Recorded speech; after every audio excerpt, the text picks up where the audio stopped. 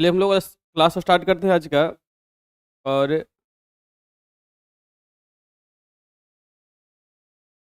आज का क्लास हम लोग चुंबकीय पदार्थ और द्रव्य के बारे में है। उसका ऑब्जेक्टिव क्वेश्चन करवाना है।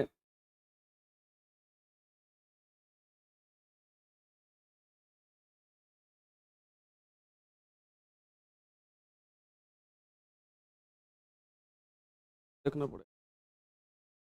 ठीक, देखिए पहला क्वेश्चन दिया हुआ है,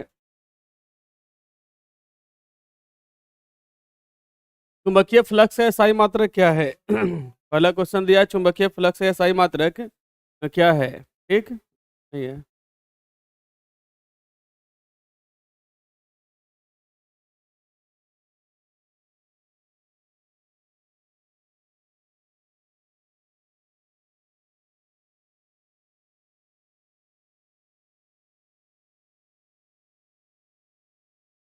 ठीक है, पहला ऑप्शन दिया है इसका ओम, दूसरा ऑप्शन में क्या दिया है बेबर। पहला ऑप्शन में दिया है क्या ओम, दूसरा ऑप्शन में क्या दिया है बेबर, तीसरा में क्या दिया है टेस्ला।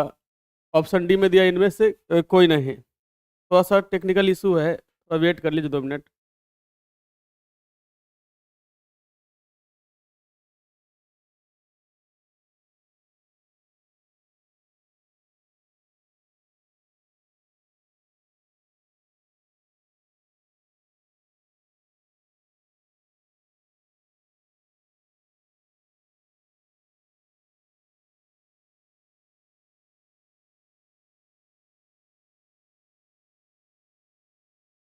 अब पिक्चर क्वालिटी आपका सही हो गया होगा।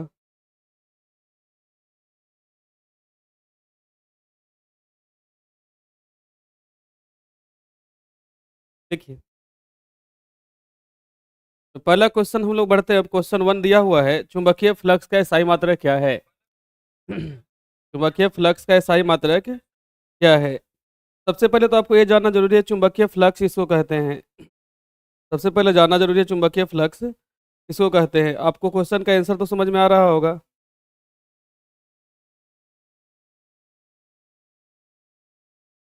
ठीक। बताए भी थे, कोई भी चुंबकीय क्षेत्र से या किसी बंद सतह से और गुजरने वाली चुंबकीय क्षेत्र रेखाओं की संख्या को चुंबकीय फ्लक्स कहते हैं। बताए थे, किसी बंद सतह से होकर गुजरने वाली चुंबकीय बल रेखाओं की संख्या को क्या कहते हैं हम लोग, चुंबकीय फ्लक्स कहते हैं। ठीक। इसका SI मात्रक वेबर होता है। बताए थे आपको कि चुंबकीय फ्लक्स का SI मात्रक क्या होता है, वेबर होता है। इसका SI मात्रक की बात करते हैं हम लोग, तो इसका SI मात्रक क्या होता है, वेबर। इसका SI मात्रक क्या होता है आपका, वेबर होता है। ठीक। उसके बाद अब बात आता है ओम, तो ओम किसका मात्रक होता है आपका, प्रतिरोध का। ओम किसका मात्रक होता है आपका, प्रतिरोध का मात्रक होता है। और उसके बाद क्या दिया है, टेस्ला। तो टेस्ला आपका चुंबकीय क्षेत्र का मात्रक होता है। क्या वो किसका मात्रक होता है, चुंबकीय क्षेत्र का मात्रक होता है। तो तीनों ऑप्शन हम लोग क्लियर कर दिए। ठीक। अब बात आता है अ, एक बेबर का। तो ये भी याद रखना है कि एक बेबर जो होता है आपका, एक बेबर होता है वैल्यू आपका।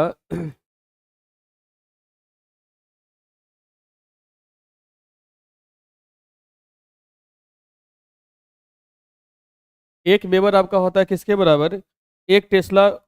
एक टेस्ला इंटू 1 मीटर स्क्वायर के बराबर होता है।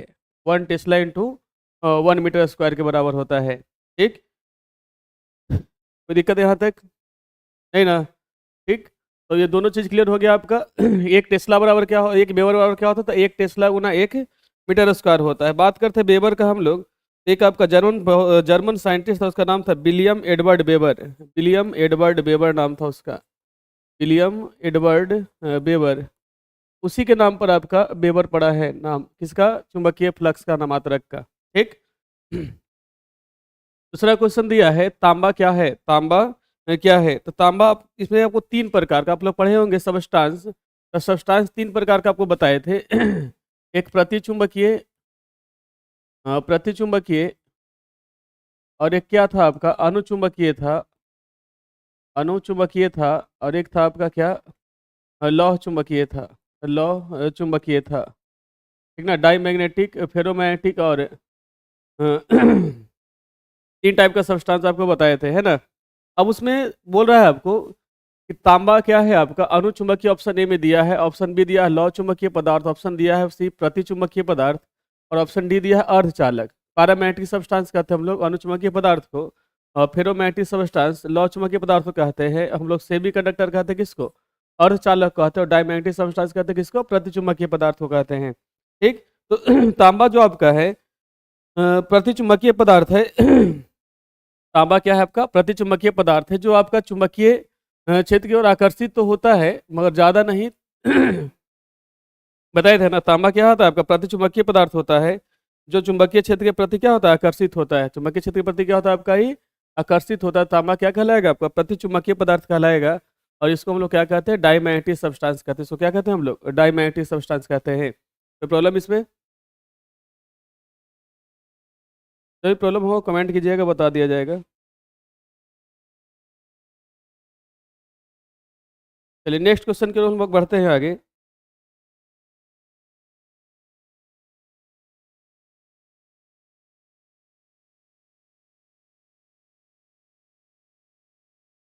चलिए नेक्स्ट क्वेश्चन दिया है,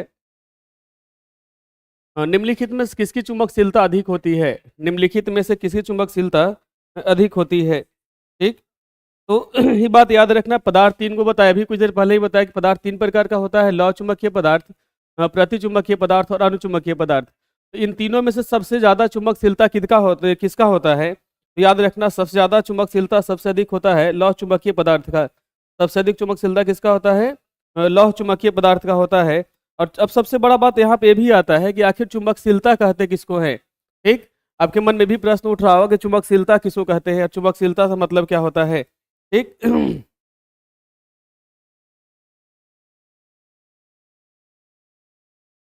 ठीक, अब बात आता है चुंबकशीलता। तो याद रखना कि चुंबकशीलता या तो ऐसा चुंबकशीलता एक गुण होता है, जब कोई भी पदार्थ को हम चुंबकीय क्षेत्र में रखते हैं तो चुंबकीय क्षेत्र में रखने से वह अधिक चुंबकित हो जाता है।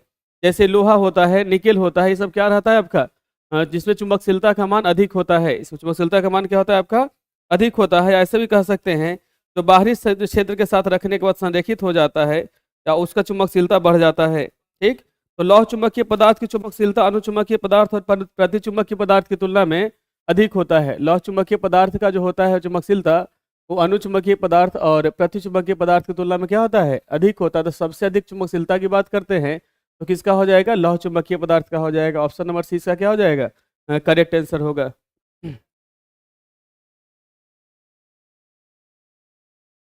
नेक्स्ट दिया है, क्यूरी ताप वह ताप होता है जिससे अधिक ताप पर एक क्यूरी टेम्परेचर होता है। ठीक ना, क्या होता है क्यूरी टेम्परेचर। तो बोला है क्यूरी टेम्परेचर पर ऑप्शन ए में क्या दिया है आपका, पढ़िए। ऑप्शन ए में दिया है लौह चुंबकीय पदार्थ अनुचुंबकीय पदार्थ बन जाता है। ऑप्शन बी दिया है लौह चुंबकीय पदार्थ प्रतिचुंबकीय पदार्थ बन जाता है। ऑप्शन सी दिया है अनुचुंबकीय पदार्थ प्रतिचुंबकीय पदार्थ बन जाता है। ऑप्शन डी दिया है अनुचुंबकीय पदार्थ लौह चुंबकीय पदार्थ बन जाता है। ठीक, अब बात आता है, किसी किसी का कमेंट ए है इसका।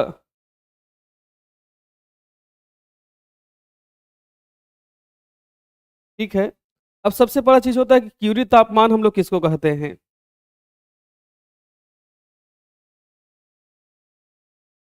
क्यूरी तापमान किसको कहते हैं, ये भी तो जानना जरूरी है। ये बात याद रखना है, क्यूरी तापमान एक निश्चित तापमान होता है जिसके ऊपर लौह चुंबकीय पदार्थ अपना अनुचुंबकीय गुण क्या होता है, खो देता है। एक निश्चित टेम्परेचर होता है क्यूरी तापमान, एक निश्चित तापमान होता है इससे अधिक होने पर कोई भी लौह चुंबकीय पदार्थ अपना गुण खो देता है। कोई भी लौह चुंबकीय पदार्थ जो होता है वो अपना चुंबकीय गुण क्या करता है, खो देता है।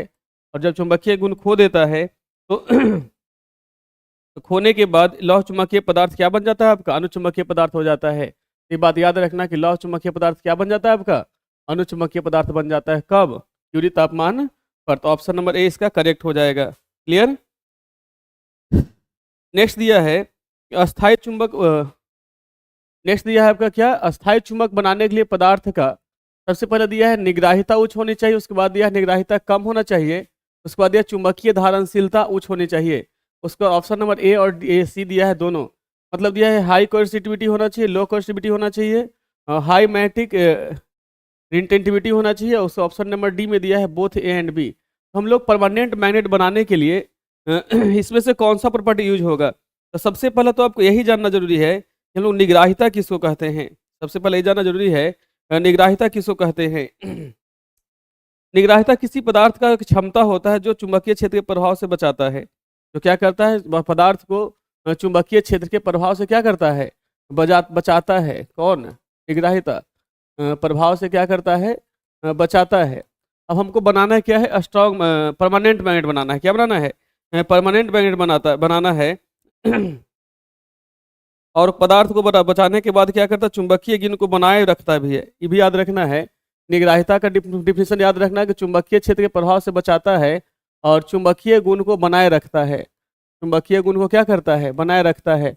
अब आपको अस्थायी चुंबक बनाने का मतलब क्या है कि चुंबक, ये बात सोच लेना कि अस्थायी चुंबक बनाने का मतलब क्या होना चाहिए कि इसका चुंबकीय क्षेत्र का प्रभाव न से बचा हुआ रहे और चुंबकीय गुण इसका लॉन्ग टर्म तक रहे, तब ना अस्थायी चुंबक रहेगा। ठीक। अब ये तो ऑप्शन नंबर ए तो क्लियर हो गया कि आपका निग्राहिता उच्च होना चाहिए, तो ऑप्शन नंबर ए तो सही है। निग्राहिता कम तो नहीं होगा, तो ऑप्शन नंबर बी इसका गलत हो गया। अब हम लोग देखते हैं चुंबकीय धारणशीलता उच्च होनी चाहिए। तो सबसे पहले ये भी जानना जरूरी है कि चुंबकीय धारणशीलता किसको कहते हैं। ठीक। तो चुंबकीय धारणशीलता, धारणशीलता मतलब ग्रहण करने की क्षमता होता है। ठीक। ऐसे वैसे भी कह सकते हैं कि पदार्थ का वह क्षमता होता है जो चुंबकीय गुण को बनाए रखने में भी क्या करता है, मदद करता है। ऐसे भी कह सकते हैं कि धारणशीलता मतलब एक्सेप्ट करने के लिए। तो चुंबकीय धारणशीलता किसी पदार्थ का एक गुण होता है जो चुंबकीय क्षेत्र हटाने के बाद भी उस पदार्थ में चुंबकीय गुण को धारण करने में क्या करता है, मदद करता है। तो हम कह सकते हैं कि चुंबकीय धारणशीलता भी इसका क्या होना चाहिए, उच्च होना चाहिए। तो ऑप्शन नंबर ए और इसका ऑप्शन नंबर सी दोनों करेक्ट है। तो ऑप्शन नंबर डी आपका क्वेश्चन के अकॉर्डिंग आंसर हो जाएगा। क्लियर? ना तो कोई दिक्कत?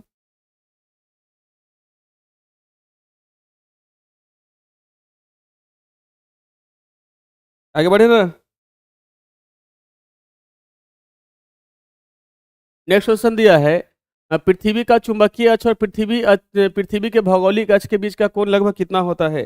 तो ये बात याद रखना कि पृथ्वी का भौगोलिक अक्ष तो फिक्स है, उत्तरी ध्रुव से दक्षिणी ध्रुव की ओर। पृथ्वी का भौगोलिक अक्ष तो निश्चित है आपका कि उत्तरी ध्रुव और दक्षिणी ध्रुव से गुजरने वाली रेखा रहता है, जो पृथ्वी का भौगोलिक अक्ष कहलाता है। लेकिन पृथ्वी का चुंबकीय अक्ष एक काल्पनिक रेखा है जो पृथ्वी के चुंबकीय ध्रुवों से गुजरता है। ये बात याद रखना कि भौगोलिक ध्रुव का तो डिफिनेशन फिक्स है कि उत्तरी ध्रुव से दक्षिणी ध्रुव को मिलाने वाली रेखा को हम लोग भौगोलिक ध्रुव कहते हैं। उत्तरी ध्रुव से दक्षिणी ध्रुव को मिलाने वाली रेखा को हम लोग क्या कहते हैं, भौगोलिक ध्रुव कहते हैं। अब बात आता है चुंबकीय ध्रुव का। तो चुंबकीय अक्ष जो होता है इससे कुछ, मतलब ये याद रखना, इसको याद ही कर लीजिएगा कि 11 डिग्री इसके बीच का कोण बनता है। इसके बीच का, भौगोलिक अक्ष और चुंबकीय अक्ष के बीच का कितना डिग्री कोण बनता है आपका, 11 डिग्री का कोण बनता है। तो ऑप्शन नंबर 20 का क्या हो जाएगा, करेक्ट होगा। ऑप्शन नंबर 20 का क्या हो जाएगा, करेक्ट हो जाएगा। क्लियर है ना। The angle between the earth magnetic axis and the earth geographic axis approximately कितना डिग्री, 11 डिग्री। याद रहेगा ना। चलिए, अगला क्वेश्चन दिया है कि एक लौह चुंबकीय पदार्थ की चुंबकशीलता म्यू है ना। The permittivity of a ferromagnetic material. ये बात याद रखना है कि फेरोमैग्नेटिक मटेरियल मतलब लौह चुंबकीय पदार्थ का चुंबकशीलता बहुत अधिक होता है। ठीक। लौह चुंबकीय पदार्थ का चुंबकशीलता क्या होता है, बहुत अधिक होता है। मतलब म्यू का जो वैल्यू होता है वो ग्रेटर देन क्या हो जाएगा आपका, 1 हो जाएगा। म्यू का वैल्यू ग्रेटर देन क्या हो जाएगा आपका, 1। ठीक, याद रहेगा ना। लौह चुंबकीय पदार्थ का चुंबकशीलता बहुत अधिक होगा। ठीक। और अनुचुंबकीय पदार्थ का चुंबकशीलता एक से थोड़ा ज्यादा, और प्रतिचुंबकीय पदार्थ का चुंबकशीलता एक से कम हो जाएगा। ठीक है। अब ऐसे भी इस भी याद रखना, थोड़ा सा एक चीज और याद रखना कि लौह चुंबकीय पदार्थ की अगर चुंबकशीलता के मान का बोलेगा तो 100 से 1000 लगभग हो जाता है। क्या होता है, 100 से 10,000 लगभग हो जाता है। 100 से क्या हो जाता है, 10,000 के लगभग हो जाता है। ठीक। अभी भी याद रखना है कि पदार्थ का जो चुंबकीय पदार्थ का चुंबकशीलता है, जो आपका पदार्थ की आकृति पर निर्भर नहीं करता है, चुंबकीय पदार्थ की आकृति पर निर्भर नहीं करता है। भी याद रखना है कि संरचना पर निर्भर नहीं करता है, निर्भर नहीं करता है। और ये भी बात पर डिपेंड नहीं करता है कि पदार्थ कितना शुद्ध है। पदार्थ कितना शुद्ध है इस बात पर भी निर्भर नहीं करता है। ठीक। यहाँ तो कोई दिक्कत, यहाँ तो कोई प्रॉब्लम नहीं ना।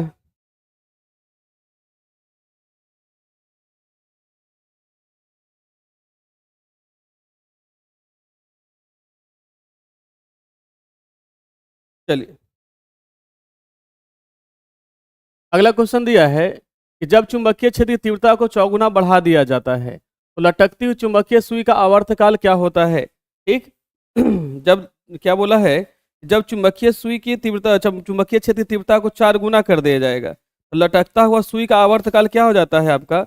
हम तो बोलेंगे कि आधा हो जाता है, मगर ये बात, इसके लिए एक फॉर्मूला बताए होंगे कि टी इनवर्सली प्रोपोर्शनल होता है रूट अंडर किसका? बी का। टी इनवर्सली प्रोपोर्शनल किसका होता है? रूट अंडर बी का। तब बताओ कि टी इनवर्सली प्रोपोर्शनल 1/√अंडर क्या हो जाएगा? बी बोला है 4 गुना करने के लिए। कितना गुना करने के लिए? 4 गुना। तो 4 गुना करेंगे तो टाइम टी फॉर आवर्तकाल तो 1/2 हो जाएगा ना। तो टी आपका क्या हो जाएगा? आधा हो जाएगा। टी क्या हो जाएगा? आधा हो जाएगा। तो हम कह सकते हैं कि when the intensity of the magnetic field is increase fourth fold the time period of A hanging magnetic needle कितना हो जाएगा आपका? हाफ हो जाएगा। क्या हो जाएगा आपका? हाफ हो जाएगा। क्लियर यहाँ तक? इसमें कोई प्रॉब्लम?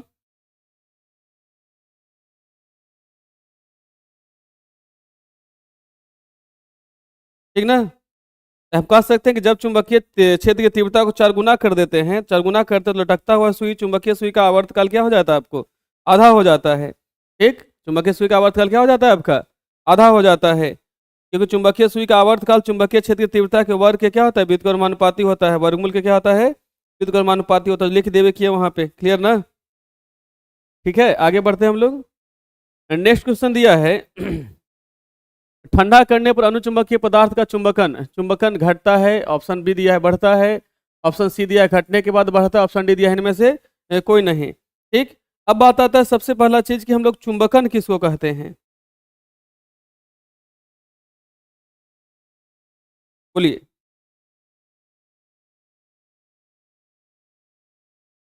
चुंबकन भी बताए थे आपको कि चुंबकन जो होता है वो एम इनवर्सली प्रोपोर्शनल होता है किसका? टेम्परेचर का। एम किसका होता है? इनवर्सली प्रोपोर्शनल किसका होता है? टेम्परेचर का। क्योंकि अनुचुंबकीय पदार्थ का जब चुंबकन तापमान के साथ क्या होता है? बदलता है। जब अनुचुंबकीय पदार्थ को लोग ठंडा करते हैं तो उनके परमाणुओं गतिज ऊर्जा क्या हो जाता है? कम हो जाता है। जब अनुचुंबकीय पदार्थ को लोग क्या करते हैं? ठंडा करते हैं तो उनके परमाणुओं गतिज ऊर्जा क्या हो जाता है? कम हो जाता है, जिससे चुंबकीय मूवमेंट को संरेखित करने में मदद मिलता है। ठीक। तो एम इनवर्सली प्रोपोर्शनल किसका होता है? टेम्परेचर का। मतलब कह सकते हैं जब तापमान कम होगा, जब तापमान क्या होगा? कम होगा तो चुंबकन बढ़ता है। तो चुंबकन क्या, देखो इन्वर्सली प्रोपोर्शनल है ना एम। एम चुंबकन को डिनोट करता है। किसको? चुंबकन को। जब तापमान बढ़ाएंगे तो एम क्या हो जाएगा? घटेगा। तापमान घटाएंगे तो एम क्या हो जाएगा? बढ़ेगा। ठीक। तो जब ठंडा करें इसका मतलब क्या कि घटा रहे हैं। तो ठंडा करें तापमान घटा रहे हैं, जब तापमान घटा रहे हैं तो एम क्या हो जाएगा आपको? बढ़ जाएगा। तो ऑप्शन नंबर 20 का क्या हो जाएगा? करेक्ट हो जाएगा। ऑप्शन नंबर 20 का क्या होगा? करेक्ट होगा। कोई प्रॉब्लम इसमें? बहुत लोग का ए आ रहा था कमेंट। ऑप्शन नंबर 20 का करेक्ट होगा। ठीक। चलिए नेक्स्ट क्वेश्चन के लोग आगे बढ़ते हैं। तो नेक्स्ट क्वेश्चन दिया है लौह चुंबक की चुंबकशीलता किस पर निर्भर करता है? लौह चुंबक की चुंबकशीलता मतलब the magnetisation of a ferromagnetic substance. पहला दिया option depend on the magnetic field. Option B दिया है depend of the magnetic field. Option C दिया है proportional to the magnetic field. Option D दिया है नॉन ऑफ दीज। मतलब बोला कि चुंबकीय क्षेत्र पर निर्भर करता है, चुंबकीय क्षेत्र से स्वतंत्र है, चुंबकीय क्षेत्र के समानुपाती है, और ऑप्शन डी दिया है इनमें से कोई नहीं। ठीक। तो लौह चुंबकीय पदार्थ की चुंबकशीलता चुंबकीय क्षेत्र पर निर्भर करता है, ये तो बात क्लियर है कि लौह चुंबकीय पदार्थ की चुंबकशीलता चुंबकीय क्षेत्र पर निर्भर करता है। लौह चुंबकीय पदार्थ की चुंबकशीलता जैसे जैसे चुंबकीय क्षेत्र बढ़ता है तो फिर क्या होता है आपका? एक निश्चित बढ़ता है फिर घटने लगता है। मतलब हम कह सकते हैं कि लौह चुंबकीय पदार्थ की चुंबकशीलता होता है, एक निश्चित चुंबकीय क्षेत्र तक बढ़ता है फिर क्या होता है आपका? घटते रहता है। तो किस पे डिपेंड करता है आपका? चुंबकीय क्षेत्र पर डिपेंड करता है। तो ऑप्शन नंबर ए इसका क्या हो जाएगा? करेक्ट हो जाएगा। क्लियर?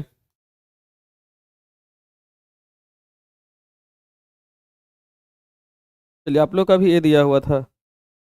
अब अगला तो क्वेश्चन आसान है। चुंबकीय घूर्णन का SI मात्रक क्या होता है? चुंबकीय घूर्णन का SI मात्रक क्या होता है? बोलिए।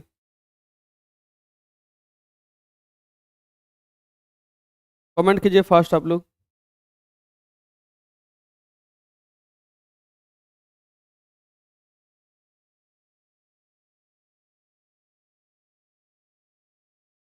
चुंबकीय घूर्णन का SI मात्रक क्या है?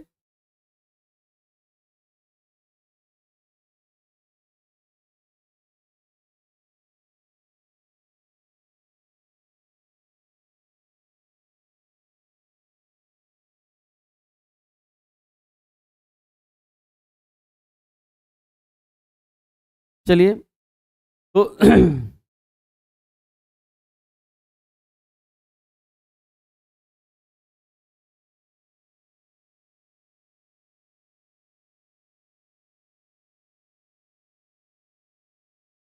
सब लोग का बी आ रहा है ना? देखिए, तो चुंबकीय आघूर्ण का दो मात्रक होता है, ये बात याद रखना। चुंबकीय आघूर्ण का दो मात्रक होता है, आप लोग को याद भी होगा। एक मात्रक जूल पर टेस्ला होता है, एक मात्रक क्या होता है, जूल पर टेस्ला, और एक मात्रक होता है एम्पियर मीटर स्क्वायर। तो दोनों में से कोई रहेगा जो करेक्ट हो जाएगा। देखिए, ऑप्शन नंबर ए में जूल पर टेस्ला नहीं है, ठीक, जूल पर टेस्ला नहीं है। ये भी आप थोड़ा सा बताइए हमको, चुंबकीय आघूर्ण कैसा राशि है, सदिश राशि है कि अदिश राशि है? चुंबकीय आघूर्ण अगर इससे भी पूछ देगा आपसे कि चुंबकीय आघूर्ण कैसा राशि है, वेक्टर की स्केलर, बताइए चुंबकीय आघूर्ण कैसा राशि है, सदिश राशि है, ठीक। तो ऑप्शन नंबर इसका बी करेक्ट हो जाएगा, ठीक है। नेक्स्ट क्वेश्चन दिया हुआ है, प्रतिचुंबकीय पदार्थ की चुंबकशीलता क्या होता है? प्रतिचुंबकीय पदार्थ की चुंबकशीलता क्या होता है? हम अभी कुछ देर पहले ही बताए थे जब कर रहे थे, तो है ना, जब डिराइव कर रहे थे क्वेश्चन, तो बताए भी थे कि प्रतिचुंबकीय पदार्थ की चुंबकशीलता वो एक से कम होता है। क्या होता है? एक से कम होता है, मतलब नकारात्मक भी हो सकता है, या ऐसे भी कह सकते हैं बहुत कम होता है, बहुत कम भी कह सकते हैं, या तो नकारात्मक भी कह सकते हैं। अगर ऑप्शन दिया है ऑप्शन में निगेटिव, तो निगेटिव भी हो जाएगा ना। तो ऐसे भी हम लोग यही मान के चलेंगे, इसका क्या होता है चुंबकशीलता, बहुत कम होता है, ठीक। तो ये बात याद रखना, अधिक तो होगा नहीं, बहुत कम होगा। क्या होगा? बहुत कम। The magnetisation of diamagnetic material क्या हो जाएगा? वेरी लो होगा। क्या होगा? वेरी लो होगा। क्लियर?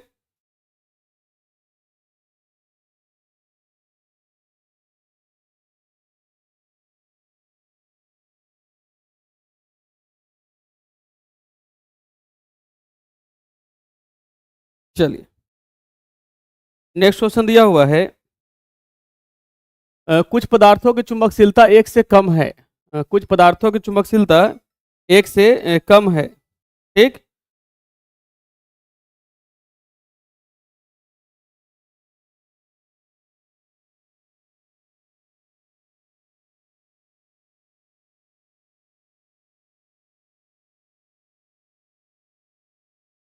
हाँ, तो दिया हुआ है क्या, कि कुछ पदार्थों की चुंबकशीलता एक से कम है तो उनकी चुंबकीय प्रवृत्ति क्या होगा, ठीक। तो जब चुंबकशीलता उसका एक से कम है तो चुंबकीय प्रवृत्ति तो बहुत कम होगा, और ऐसे भी कह सकते हैं कि बहुत कम भी हो सकता है और ऋणात्मक भी होगा, है ना। तो चुंबकशीलता एक से कम है, मतलब कि म्यू का जो वैल्यू है वो आपका लेस देन वन है। म्यू का वैल्यू कितना है? लेस देन वन है। अब आपको एक फॉर्मूला बढ़ाए थे हम, mu equal to one plus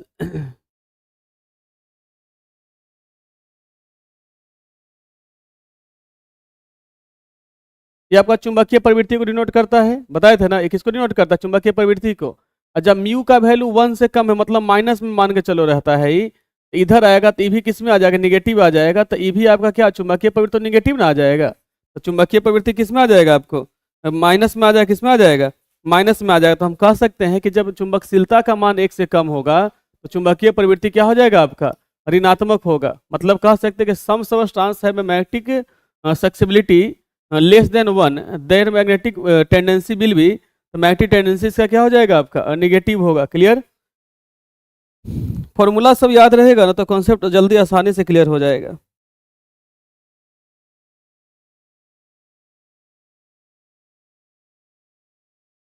next question दिया है,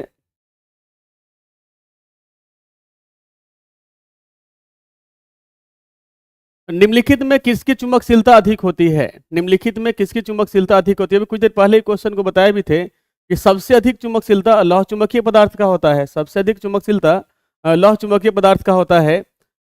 उसके बाद अनुचुंबकीय पदार्थ का होता है, और सबसे कम होता है प्रतिचुंबकीय पदार्थ का। मतलब कि अगर लौह चुंबकीय पदार्थ रहेगा तो इसका वैल्यू ग्रेटर देन वन रहता है, और प्रतिचुंबकीय पदार्थ का होता है, प्रतिचुंबकीय पदार्थ का लेस देन वन हो जाता है, और यहाँ पे म्यू ग्रेटर देन वन होता है। मतलब कि सबसे कम लौह चुंबकीय पदार्थ का, उससे अधिक अनुचुंबकीय पदार्थ का, और सबसे कम होता है प्रतिचुंबकीय पदार्थ का। क्लियर? सबसे कम किसका होता है? प्रतिचुंबकीय पदार्थ का होता है, ठीक ना। तो सबसे अधिक किसका हो जाएगा आपको? लौह चुंबकीय पदार्थ का होगा।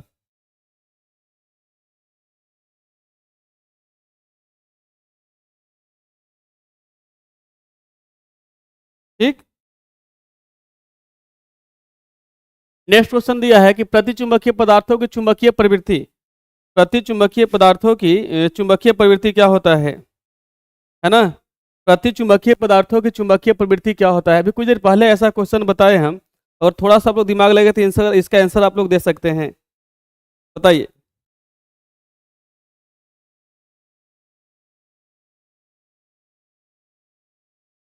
चलिए, कॉपी पेस्ट कर दिए क्या।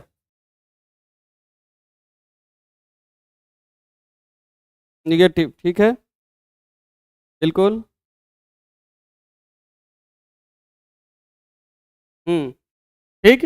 प्रतिचुंबकीय पदार्थ की चुंबकीय प्रवृत्ति क्या हो जाता है, निगेटिव होता है, ठीक ना। लिखा हुआ है कि the magnetic tendency of diamagnetic substance, the magnetic tendency of diamagnetic substance इस क्या होगा आपका, नेगेटिव होगा। अभी कुछ देर पहले ऐसा क्वेश्चन हम करवाए थे आपको, सेम क्वेश्चन था। नेक्स्ट क्वेश्चन की ओर बढ़ते हैं हम लोग। नेक्स्ट क्वेश्चन दिया है कि लोहे का परमाणु क्या होता है। लोहे का परमाणु अनुचुंबकीय पदार्थ, प्रतिचुंबकीय पदार्थ, लौह चुंबकीय पदार्थ और इनमें से कोई नहीं। बोला the iron atom is, option A दिया है पैरामैग्नेटिक सब्सटेंस, ऑप्शन बी दिया है डायमैग्नेटिक सब्सटेंस, ऑप्शन सी दिया है फेरोमैग्नेटिक सब्सटेंस, ऑप्शन डी दिया है नन ऑफ दिच। बताइए आप लोग इसको।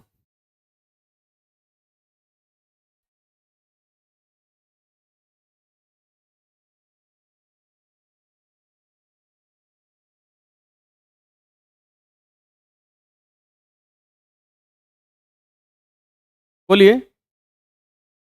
ऑप्शन नंबर डी इसका सी ही सही होगा। देखो, जब क्योंकि लोहा जो होता है, लोहा एक चुंबकीय पदार्थ है, ठीक। ये बात याद रखना है कि लोहा जो है, लोहा एक लौह चुंबकीय पदार्थ है।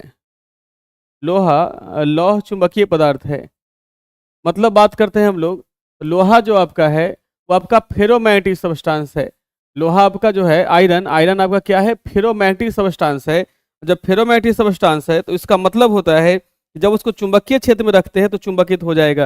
ये बात याद रखना है कि लौह चुंबकीय पदार्थ का मतलब है कि जब कोई लौह चुंबकीय पदार्थ किसी चुंबकीय क्षेत्र में रखते हैं तो चुंबकीय क्षेत्र में रखने के बाद वह क्या हो जाएगा, चुंबकित हो जाएगा।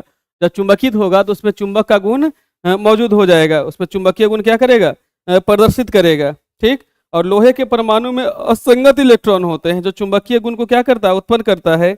और लोहा को क्या बना देगा, लौह चुंबकीय बना देगा। लोहा क्या बना देगा, लौह चुंबकीय बना देगा। तो ऑप्शन नंबर सी इसका क्या हो जाएगा, करेक्ट हो जाएगा। क्लियर है यहाँ तक। यहाँ तो कोई डाउट किसी को, यहाँ तो कोई डाउट।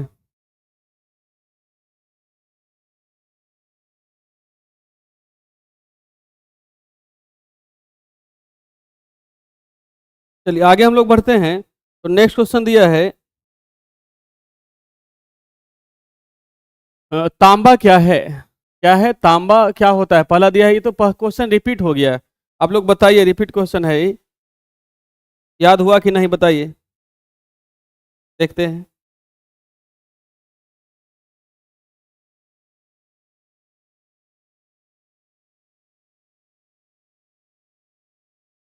देखो, बताने के बाद भी कोई कमेंट कर रहा है बी, कोई सी, कोई ए, कोई ए।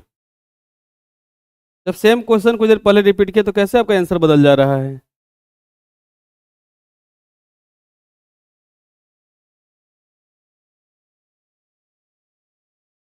चलिए, ठीक। तांबा क्या है, प्रतिचुंबकीय पदार्थ है। तांबा क्या है आपका, प्रतिचुंबकीय पदार्थ है, डायमैग्नेटिक सब्सटेंस है। चलिए आगे हम लोग बढ़ते हैं। निम्नलिखित में से कौन शैथिल्य प्रदर्शित करते हैं। निम्नलिखित में से कौन शैथिल्य प्रदर्शित करते हैं, मतलब बीच ऑफ द फॉलोइंग एग्जिट हाइटेरेसिस, क्या है, हाइटेरेसिस कौन सा प्रोड्यूस करता है, ठीक ना। अब बात आता है हम लोग शैथिल्य किसको कहते हैं, ठीक। आपको सबसे पहले तो बात यही जानना जरूरी है कि हम लोग शैथिल्य किसको कहते हैं, ठीक। मतलब ये बात याद रखना कि शैथिल्य एक प्रकार का प्रक्रिया है जिसमें पदार्थ अपना चुंबकीय प्रवृत्ति क्या करते रहता है, बदलते रहता है। क्या करता है, पदार्थ अपना प्रवृत्ति क्या होता है, बदलता है। और ये भी याद रखना कि लौह चुंबकीय पदार्थ, लौह चुंबकीय पदार्थ, लौह चुंबकीय पदार्थ जैसे लोहा, निकेल, लोहा, निकेल, कोबाल्ट, कोबाल्ट, ये सब शैथिल्य प्रदर्शित करता है। क्योंकि शैथिल्य एक प्रक्रिया होता है जिससे पदार्थ की चुंबकीय स्थिति बदलता है और यह चुंबकीय क्षेत्र परिवर्तन के साथ तालमेल नहीं रखता है। और जब जब जब हम लौह चुंबकीय पदार्थ को चुंबकीय क्षेत्र में रखते हैं और फिर चुंबकीय क्षेत्र हटा देते हैं, तो पदार्थ पुनः चुंबकीय स्थिति को पूरी तरह से नहीं छोड़ता, बल्कि कुछ चुंबक तो बनाए रखता है। इसी को हम लोग क्या कहते हैं? सैथिल्य कहते हैं। इसको क्या कहते हैं हम लोग? सैथिल्य कहते हैं। तो उस अकॉर्डिंग इसका ऑप्शन नंबर सी इसका क्या हो जाएगा? करेक्ट हो जाएगा। लौह चुंबकीय पदार्थ इसका आंसर सही होगा। ऑप्शन नंबर सी इसका आप लोग का सही था। देखिए,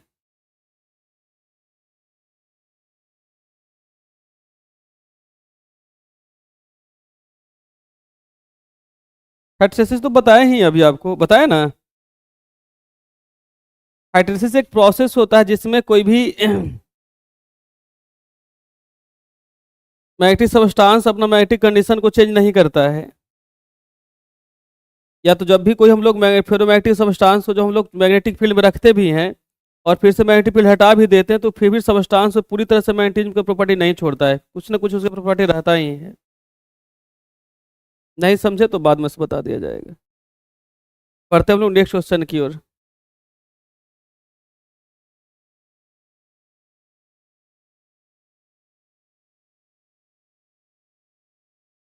नेक्स्ट क्वेश्चन दिया है कि दंड चुंबक की ज्यामितीय लंबाई तथा चुंबकीय लंबाई में संबंध क्या होता है? दंड चुंबक, इसको लोग छह चुंबक भी कहते हैं। लिखा है the relation between the geometric length and the magnetic length of A bar magnet. ठीक, ये बात याद रखना है, कोई भी मैग्नेटिक होता है उसका पोल किनारे से कुछ दूर होता है। यहाँ पे नॉर्थ पोल, यहाँ पे अगर साउथ पोल है तो किनारा से कुछ दूर है, तो इसको हम लोग कहते हैं ज्योमेट्रिकल लेंथ, या तो इसको ज्यामितीय लंबाई कहते हैं। और यहाँ से यहाँ तक जो होता है इसको हम लोग प्रभावी लंबाई कहते हैं। इसको हम लोग कहते हैं प्रभावी लंबाई, या तो इसी को हम लोग इफेक्टिव लेंथ कहते हैं। इसको क्या कहते हैं हम लोग? इफेक्टिव लेंथ कहते हैं। और एक होता है आपका ज्योमेट्रिक लेंथ। ये क्या होता है आपका? ज्योमेट्रिक लेंथ होता है। अब बताइए आप लोग, ज्योमेट्रिक लेंथ ज़्यादा है कि आपका इफेक्टिव लेंथ ज़्यादा है? बताइए।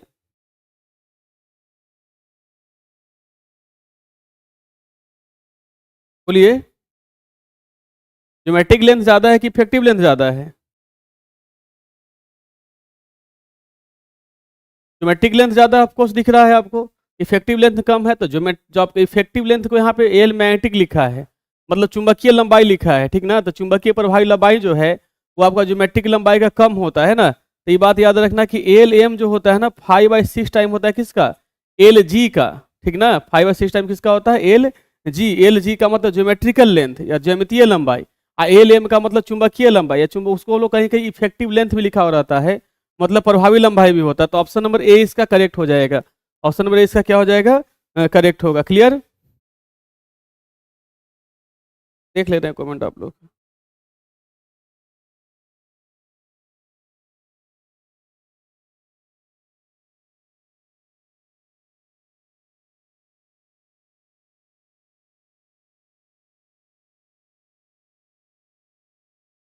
चलिए, नेक्स्ट क्वेश्चन दिया है, यदि चुंबक को लंबाई के दो भाग में विभक्त किया जाता है तो एक टुकड़े का घूर्ण क्या होगा? If a magnet is divided into two parts of length, the moment of one piece will be. ये बात याद रखना, कोई भी मैग्नेट का अगर मैग्नेटिक चुंबक इसका एम है, इसको लंबाई को दो भाग में बांटते हैं, इसका चुंबकीय आघूर्ण भी बढ़ जाता है। जितना पार्ट में बांटेंगे उसका चुंबकीय आघूर्ण भी उतना ही पार्ट में बढ़ते चला जाएगा। अगर इसको दो भाग में बांटेंगे तो चुंबकीय आघूर्ण दो भाग में बढ़ जाएगा। इसको चार भाग में बांटेंगे तो इसका चुंबकीय आघूर्ण कितना भाग में बढ़ जाएगा? चार भाग में बढ़ जाएगा। ठीक, इसका चुंबकीय आघूर्ण कितना भाग में बढ़ जाएगा आपका? दो भाग में बढ़ जाएगा। तो ऑप्शन नंबर इसका कौन सा करेक्ट होगा आपका? इतना बताने के बाद ही आप लोग गलतियां कर रहे हैं। अभी ना बताया कि इसका घूर्ण भी बढ़ जाएगा दो भाग में। जब दो भाग में बटेगा तो दुगना थोड़ी हो जाएगा, आधा ना होगा। अभी भी सबका बी आ रहा है।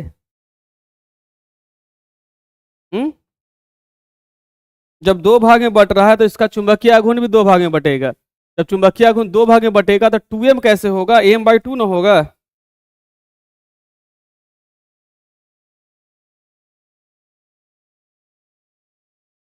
चलिए, ऑप्शन नंबर 20 का करेक्ट होगा।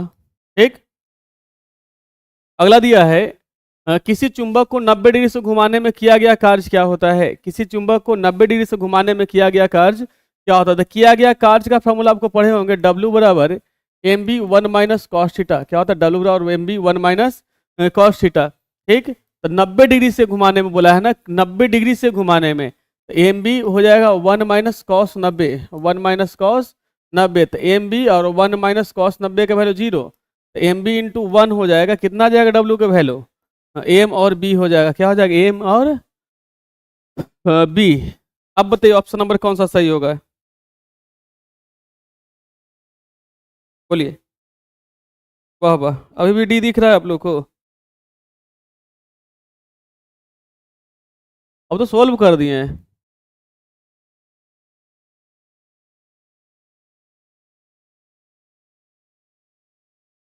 चलिए करेक्ट आंसर आपका ए होगा, है ना?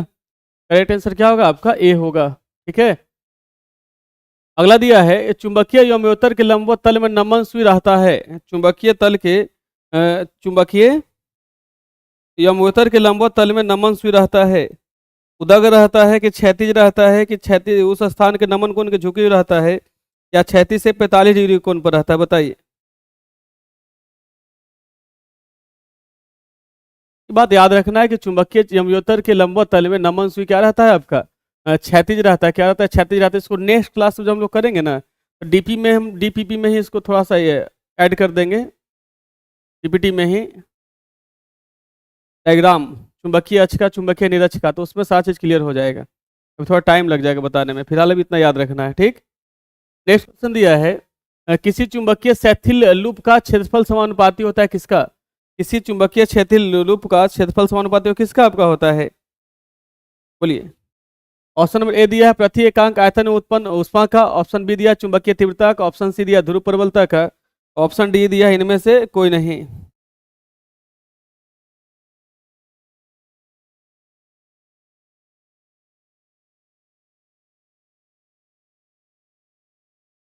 बोलिए कौन सा ऑप्शन सही होगा। ऑप्शन नंबर बी, इसी का C. The area of magnetic hysteresis loop is proportional to the heat produced per unit volume होता है। क्या होता है, heat produce per unit volume होता है, प्रति एकांक आयतन में उत्पन्न उष्मा का। ठीक, अगला दिया है कि विक्षेप चुंबकत्व मापी की सुई के नीचे समतल दर्पण उपयोग में लिया जाता है किस लिए, विस्थापनाभास को दूर करने के लिए, या चुंबकीय यमोत्तर में लाने के लिए, सुई को देखने के लिए, इनमें से कोई नहीं, बताइए।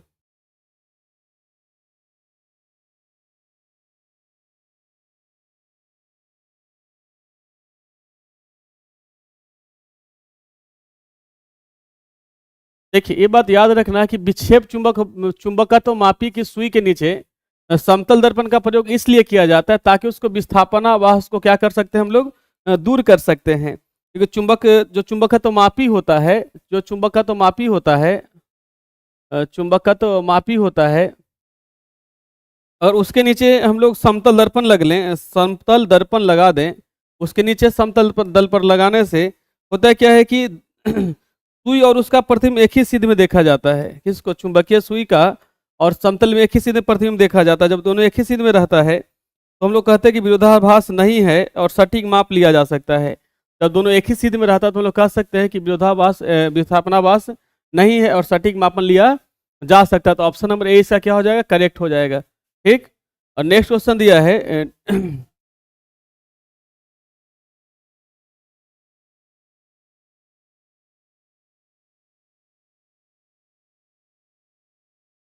नेक्स्ट क्वेश्चन तो काफी आसान है। निर्वात या हवा की चुंबकशीलता म्यू नॉट का मान कितना होता है, बताइए आप लोग। इससे भी प्रॉब्लम है लगता है, बोलिए।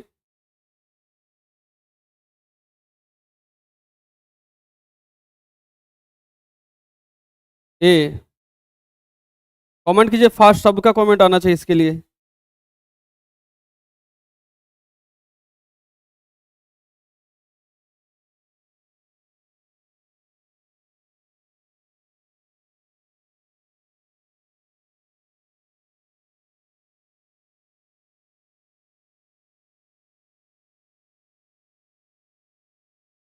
ऑप्शन नंबर ए इसका करेक्ट है, ए होगा, सी भी सही है। एक कमेंट किया ए होगा और सी भी सही है।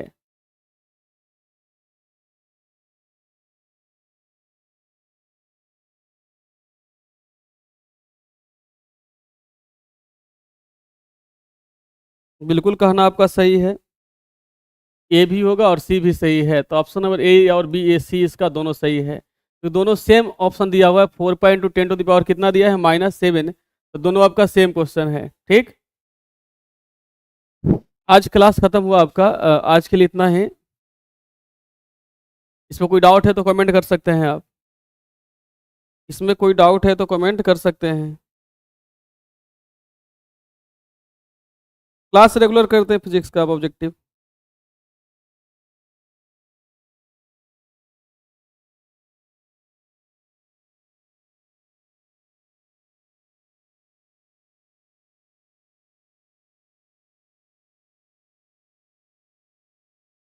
इसको एक बार 2 बार और रिवीजन कर लीजिएगा आप लोग, क्योंकि हम फिर क्लास में आप लोग को सुनेंगे भी। कोई डाउट है तो कमेंट कर लीजिएगा, तो फिर सुधार किया जाएगा आपका।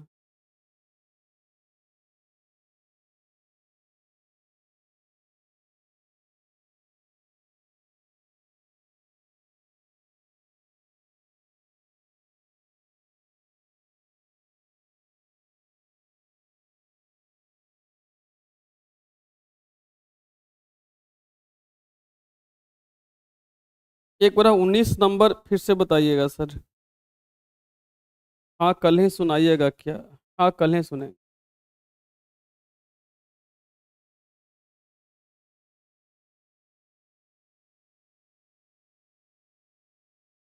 ए 19 नंबर यही ना है। चुंबक की ज्यामितीय लंबाई तथा चुंबक की लंबाई में संबंध क्या होता है।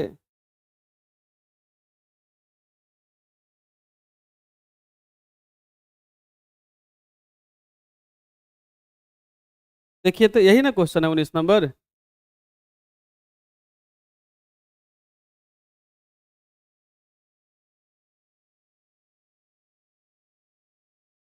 यही क्वेश्चन था 19 नंबर।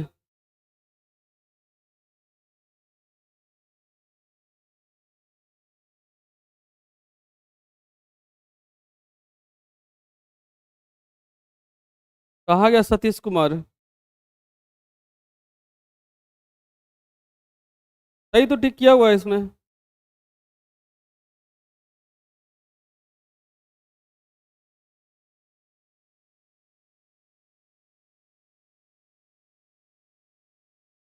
और कोई डाउट है।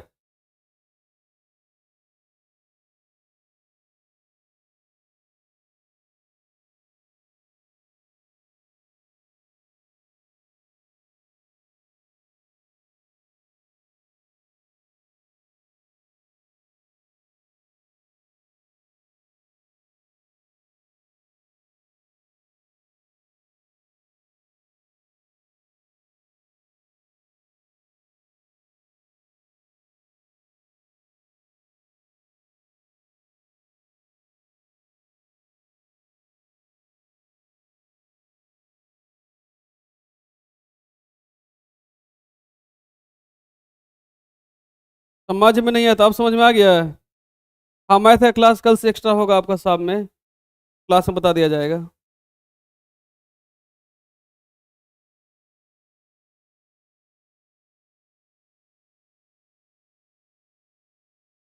ठीक है।